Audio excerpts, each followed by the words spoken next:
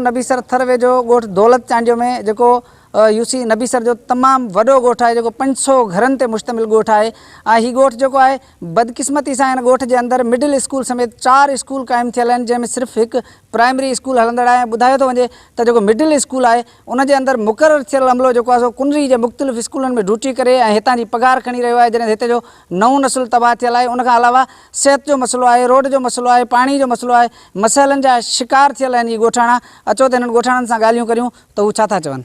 Education का वठी, पीअण जे पानी का वठी, सेहत का वठी, जेके भी बुनियादी मक़सद आहिनि उन सभिनी खां तक़रीबन महरूम आहे। असां वटि सिहत जो को मर्कज़ कोन्हे। हिते जेके भी सिहत जा सेंटर आहिनि उहे परे आहिनि, असांखे परे वञणो थो पए। परे वञण जे लाइ असांजी रोड जी हालत तमामु ख़राबु आहे। असीं एमरजेंसी में किथे बि पहुची नथा सघूं वक़्त सिर।